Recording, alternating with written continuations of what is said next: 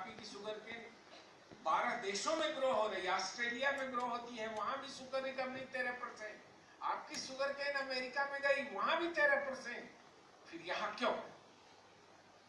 तो ये तो एक विचारणीय विषय है। पर मैंने कहा समभाव भी था, समता, दुख सुख में सहभागिता। और इसीलिए बार बार कहता हूं, और आज के दिन भी याद करने की बात है कि जब तक मनुज मनुज का सुख भाग नहीं सम होगा, समित न होगा कोलाहल, संघर्ष नहीं कम। हमें बेसिक जो टेनेंट्स हैं उस पर सोचना पड़ेगा। हमारे बच्चे आए, मास्टर तबला ही नहीं बढ़िया बजाते हैं डॉक्टर साहब, मास्टर जो है कविता भी बहुत बढ़िया पढ़ते हैं, और जब वो जोश में आते हैं तो बहुत मजा आता है। हम चाहते हैं कि इनका सुनेंगे एक दिन, और जब सुनेंगे बच्चों का, जो कि आज 2 अक्टूबर है ना, हमारे कैंपस में 6 स्कूल है, उनकी कैसी दशा है, हमारे बच्चे कहां बैठते हैं? बैठने के लिए बहुत स्कूलों में टाट तक नहीं है। इन स्कूलों में अभी परसों ही मैं गया था, अंधेरा हो गया था, एक जगह मैं देख के आया, बढ़िया काम हो रहा है, क्योंकि मैं देखने गया था कि हो रहा है कि नहीं। तो ये हमारे लिए शर्म की बात है, इस देश के लिए शर्म की बात है, पढ़े लिखे लोगों के लिए शर्म की बात है कि आज भी बेसिक शिक्षा का स्तर, जहां से इस देश के नौनिहाल निकलते हैं, वो हम अभी सुधार नहीं पाए। क्या हम इतना मिलके कुछ कर सकते हैं? अभी एक स्कूल को इंडस्ट्री ने अडॉप्ट किया है, बहुत तेजी से वो बनने लगा है, बाउंड्री वाल से लेके लैट्रिन बाथरूम लेके किचन से लेके मट्टी डाल के भरने से लेके साफ सफाई से लेके सारा हो जाएगा। और भी कुछ प्रयास चल रहा था, तो कल एक अच्छी खबर और आई कि 2 इंडस्ट्री ने हमारे 2 स्कूलों को और अडॉप्ट कर लिया। इनकी शुरुआत भी शीघ्र हो जाएगी, पर 3 बचे। हमारे को एक विश्वास दिलाया गया है कि 3 इंडस्ट्री और आ जाएंगी और आपके तीनों ये जो विद्यालय है उनको अडॉप्ट कर लेंगे और उनका सारा खर्चा वो उठाएंगे। ये अच्छी बात है, इसकी हम वंदना करते हैं, इसकी हम सराहना करते हैं। और हमने ये निर्णय लिया है, कल हमने डीएम से बात की कि भाई ये तो आप लोग हमारी अच्छी मदद कर रहे हो, तो एक दिन हम चाहते हैं कि भव्य कल्चरल प्रोग्राम हो, और ये उस दिन होगा और गांधी भवन में होगा जिस दिन हमारे 6 स्कूल अडॉप्ट हो जाएंगे और काम शुरू हो जाएगा। और उस दिन हम चाहते हैं कि हमारे ये बच्चे अपनी प्रतिभा का जबरदस्त प्रदर्शन करें। और ये जो पीछे बड़े बच्चे बैठे हैं, हम इनसे भी अपेक्षा करेंगे कि ये भी 2-4 अपने प्रोग्राम अभी से ठीक करके रखें। इन छोटों के साथ बड़ों का भी कुछ होना चाहिए मेरी गिला। पर ये जो बड़े बच्चे हैं, इनका ज्ञान तो बहुत है, अब इंटरनेट ने इनके ज्ञान को बहुत बढ़ा दिया है। अब कभी कभी इनका ज्ञान जो है मेरे को परेशानी में डाल देता है, क्योंकि मैं इंटरनेट तो खोलना भी नहीं चाहता है, ये लोग मेरे को खोल के बताते हैं तो पढ़ उड़ लेता हूं। अब आप लोगों ने कहा कि शास्त्री जी पैदा हो गए कहां? मुगलसराय।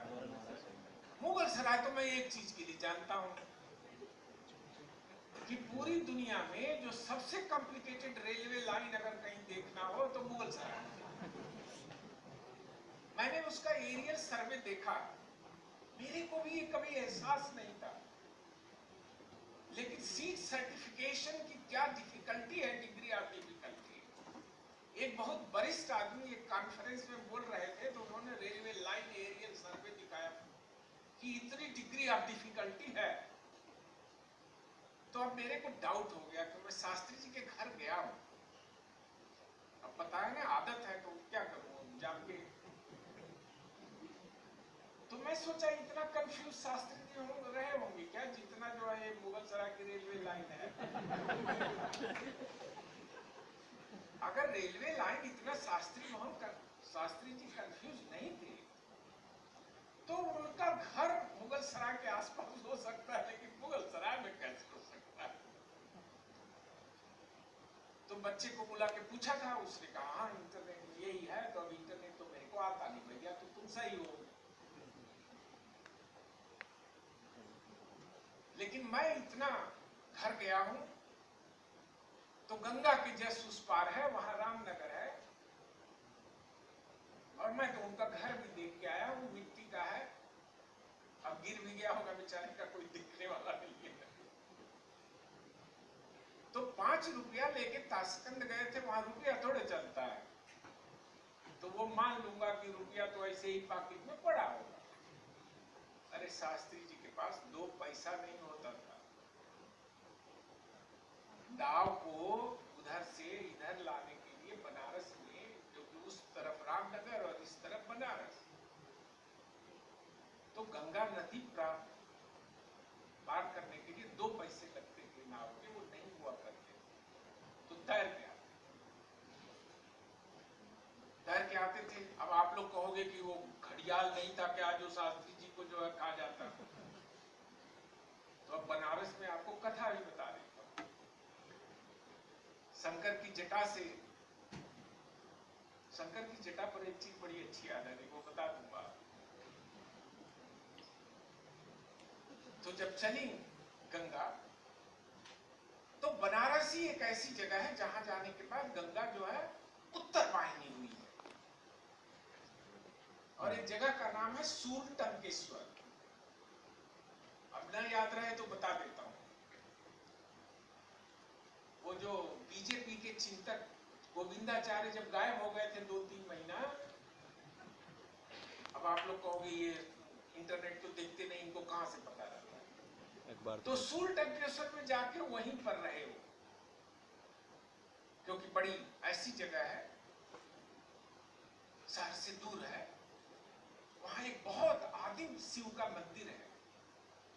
तो कहते हैं कि जब गंगा जाने लगी तो शिव को बड़ा परेशानी हुई कि ये गंगा जब जा रही है तो बनारस मेरा तो काशी को ही बहा देगी। तो उन्होंने अपना त्रिशूल वहीं गाड़ दिया, इधर से नहीं जाना।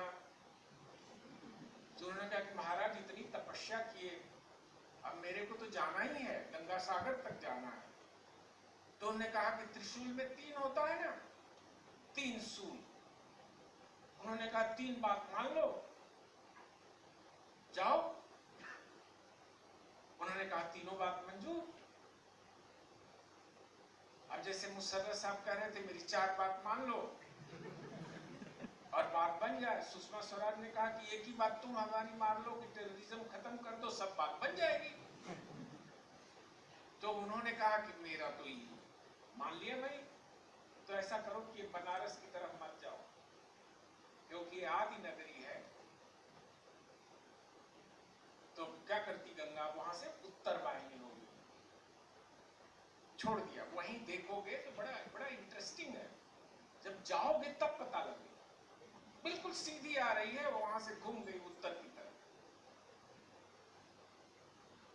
दूसरी चीज उन्होंने कहा कि यहां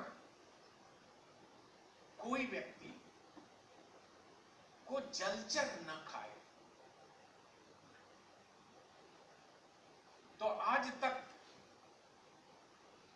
तक के इतिहास में ये नहीं हुआ कि कोई घड़ियाल वहां रहते ही नहीं, तो किसी को जलचर ने नहीं पकड़ा, इसीलिए शास्त्री जी को नहीं पकड़ा। पर जो व्यक्ति बचपन में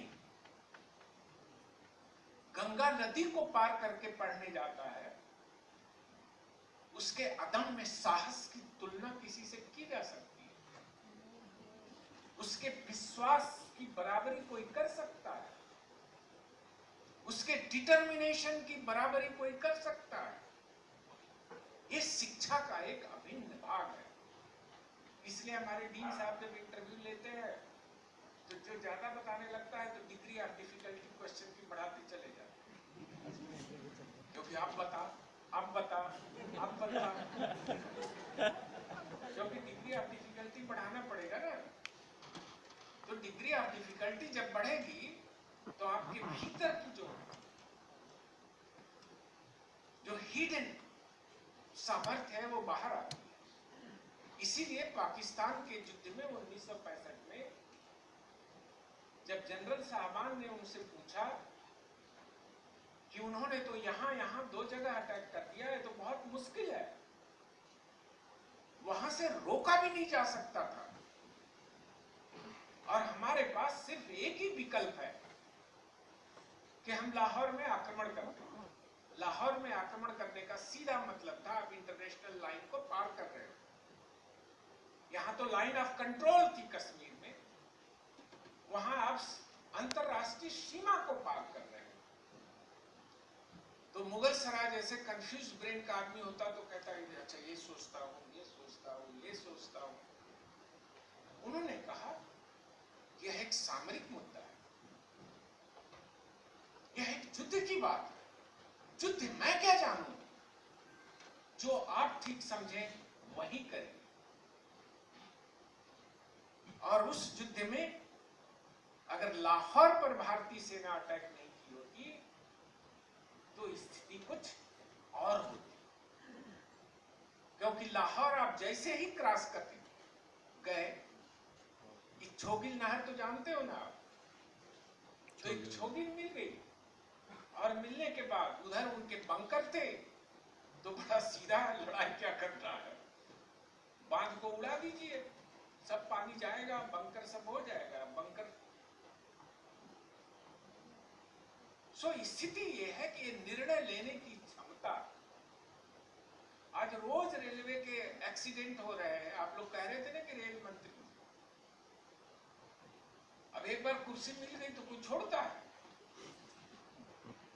और एक वो जोड़ वाला भी आता है कि ऐसा चिपकता है कि वो कुर्सी सही थी आपने सभी को नाव पर इस समय नहीं आ रहा है कि सारे कुर्सी डीन पीछी जैसे नहीं जा रहा, सारी कुर्सियां एक ही साथ फेविकॉल का ऐड होता है, तो सारे मंत्रीगण एक ही साथ रहते हैं।